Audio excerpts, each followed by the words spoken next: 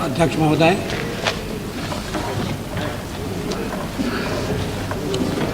पोखरण के बारे में ये लंबी चर्चा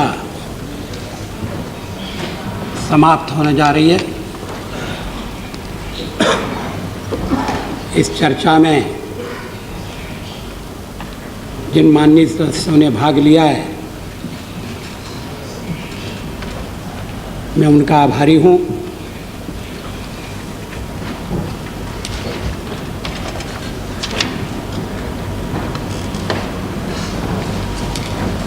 सारा सदन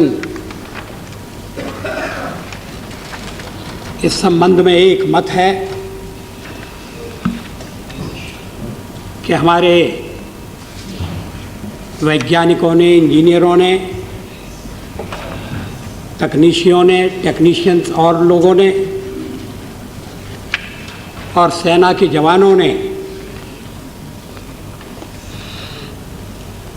पोखरण के परीक्षण में जो महत्वपूर्ण भूमिका निभाई है, उसका सब अभिनंदन करते हैं, उनको बधाई देते हैं।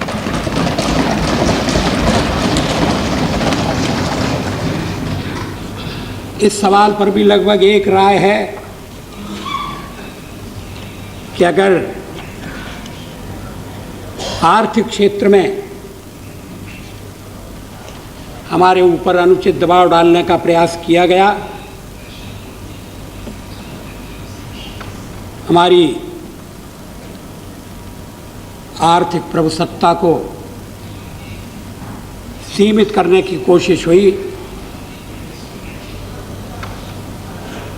और जो विश्व संस्थाओं से सहयोग हमें अभी तक मिलता था, उसको रोकने का प्रयास हुआ, तो देश पर जितनी भी मुसीबतें आएंगी, सारा देश मिलकर उनका सामना करेगा।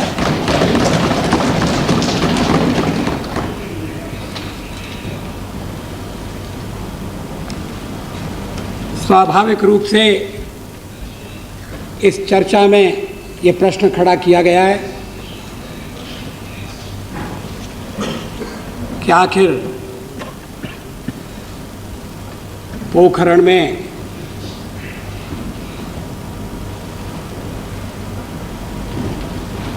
परीक्षण की आवश्यकता क्या थी।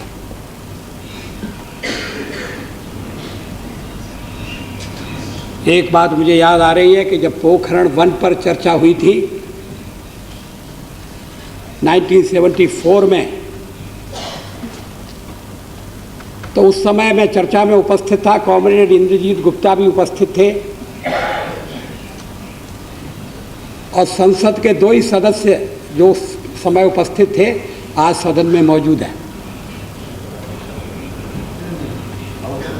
उस समय मैंने जो बातें कही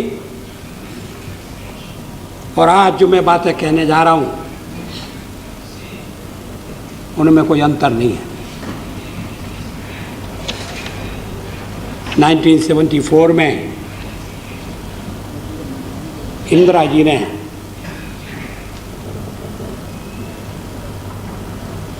परीक्षण की इजाज़त दी थी। सारे देश में उसका स्वागत हुआ था।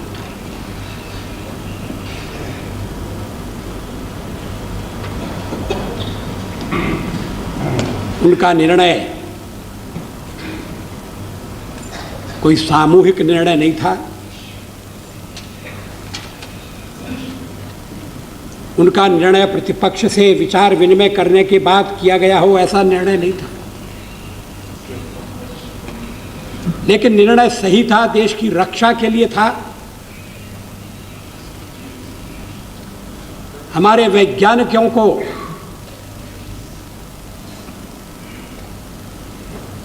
एक आवश्यक अवसर देने की दृष्टि से था, इसलिए उसका स्वागत हुआ। मुझे याद है जो चर्चा हुई थी उसमें श्रीमती इंदिरा गांधी ने भाषण नहीं दिया था। उनकी ओर से, सरकार की ओर से किसी एक और मंत्री ने भाषण दिया था।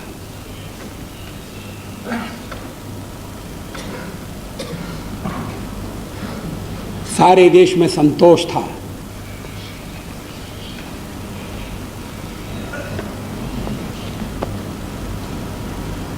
अभी पड़ोस से इशारा हुआ है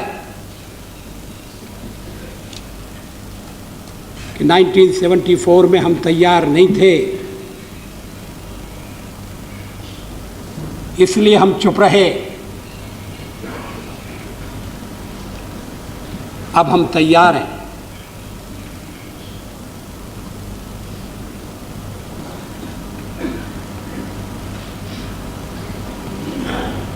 कुछ सदस्यों ने कहा, माननीय सदस्यों ने, कि भारत ने परीक्षण किया, इसके जवाब में पाकिस्तान ने परीक्षण किया। क्या 16 दिन के भीतर परमाणु परीक्षण संभव है?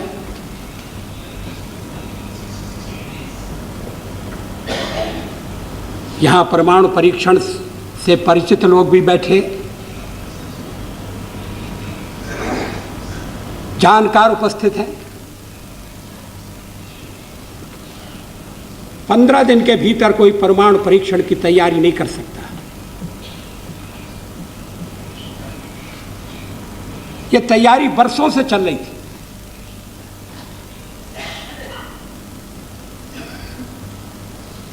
कल परीक्षण हुआ, आज खबर आई है कि उन्होंने दूर मार करने वाली कोई मिसाइल आकाश में भेजी है।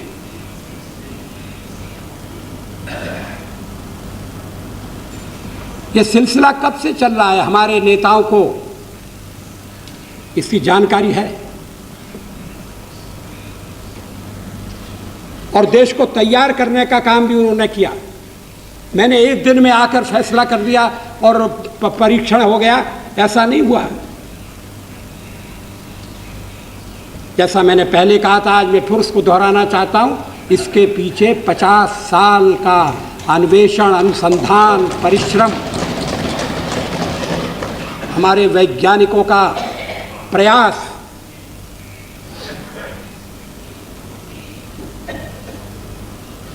पोखरण की चिलचिलाती धूप में, गर्म बालू में, 50 के करीब टेम्परेचर में जो वैज्ञानिक काम करते रहे, जो जवान काम करते रहे,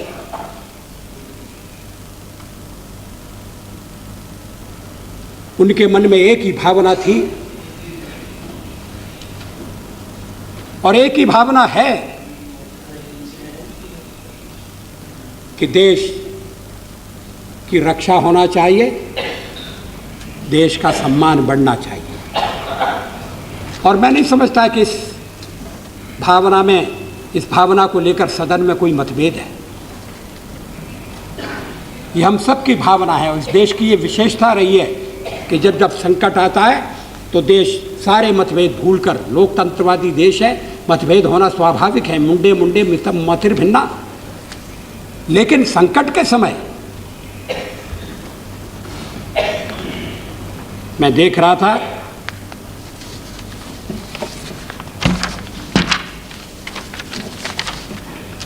ये अभी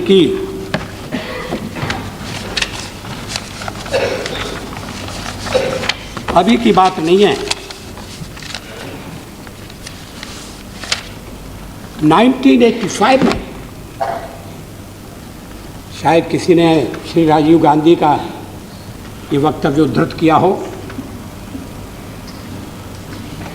11 अक्टूबर को दिल्ली के प्रेस क्लब में एक प्रेस कॉन्फ्रेंस में श्री राजीव गांधी ने जो कुछ कहा उसे मैं उद्धृत करना चाहता हूं। As I have said on a number of occasions, we have to consider our security, and there is no question of allowing New Delhi, or for that matter any other city in India, to be flattened out. We will not allow that to happen.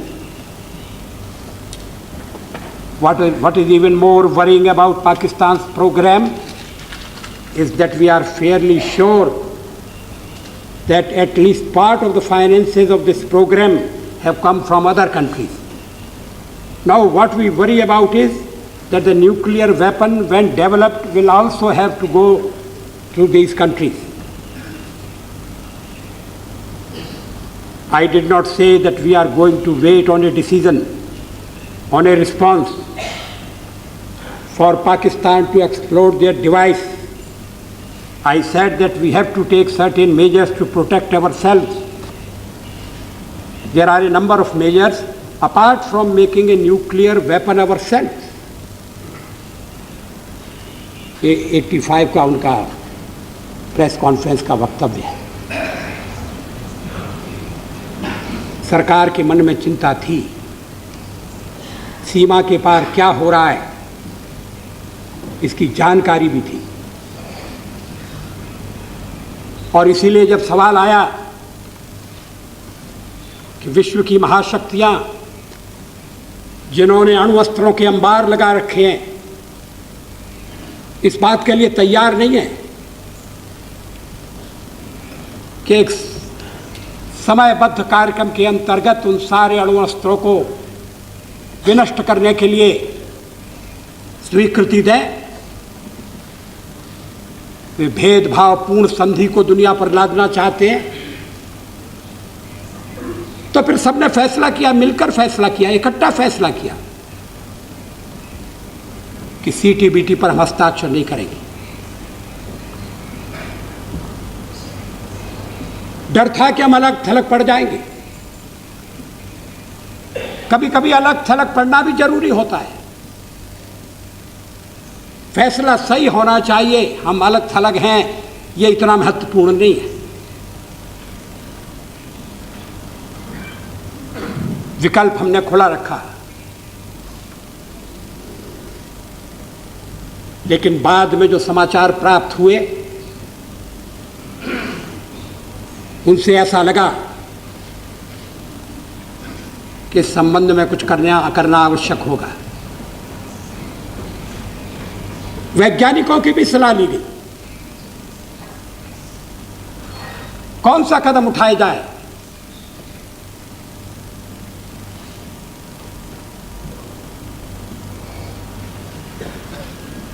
हमारे लिए अणुअस्त्र विनाश के अस्त्र हैं, और अगर ज़्यादा से ज़्यादा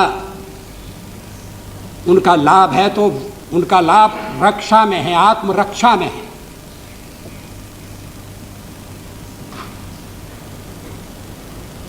हमारे विरोधी जान लें कि हमारे पास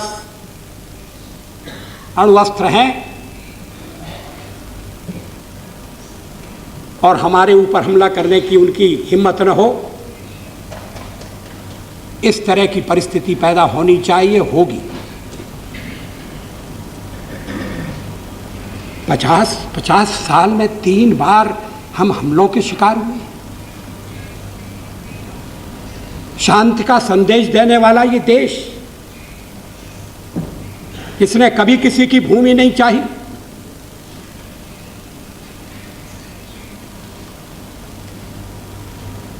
जिसने आक्रमण नहीं किया वो आक्रमण का शिकार हुआ।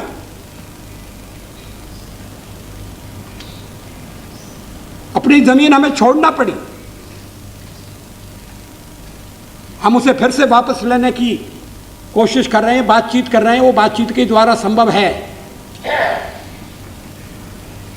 लेकिन देश को इस स्थिति में तो ये लगभग 100 करोड़ का ये देश इस स्थिति में नहीं डाला जा सकता कि अपनी रक्षा के लिए दूसरों की दया पर निर्भर करें।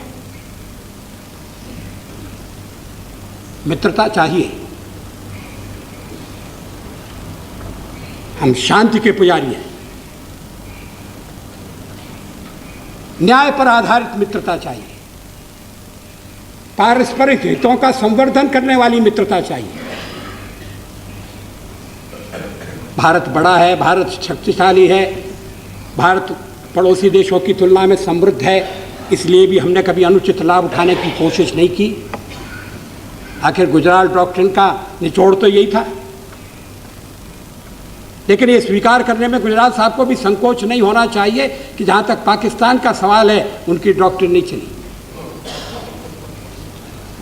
पाकिस्तान ने नहीं चलने दी। देश के भीतर आतंकवादियों का प्रवेश, सीमा पर संकट, आखिर बातचीत चल रही थी।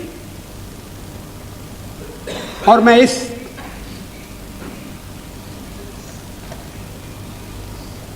अवसर पर उस प्रस्ताव को दोहराना चाहता हूं।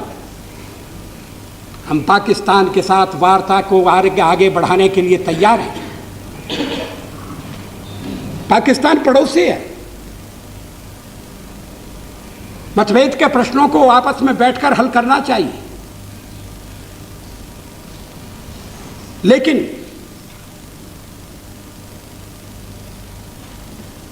जो ढाका में प्रस्ताव मंजूर हुए थे वार्ता के लिए, जो सहमति बनी थी, उस सहमति पर पाकिस्तान चलने को तैयार नहीं है।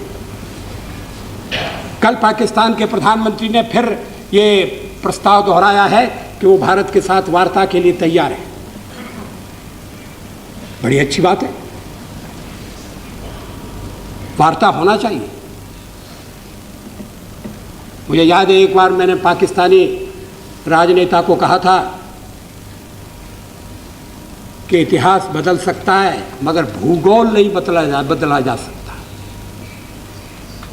हमारा पड़ोसी है, ये तथ्य कैसे बदला जाएगा? मित्रता से रहें, बहुत अच्छी बात है, लेकिन अगर मित्रता टूटती है तो पड़ोस तो नहीं टूट सकता। भूगोल तो हमें बांधे हुए है। और मैं इस अवसर पर पाकिस्तान के मित्रों को एक बात कहना चाहता हूं। बहुत से लोग पाकिस्तान जाते हैं, पाकिस्तान की जनता के साथ उनके संबंध हैं, मैत्री संबंधों का विकास करते हैं, लौटने के बाद आकर कहते हैं कि पाकिस्तान के मन में एक असुरक्षा की भावना है कि भारत ने पाकिस्तान को स्वीकार नहीं किया है। ऐसी भावना होने का कोई कारण नहीं है। देश का विभाजन हो गया, पाकिस्तान अलग बन गया, वो सुखी रहें, संतुष्ट रहें, संपन्न रहें, हमें शांति से रहने दें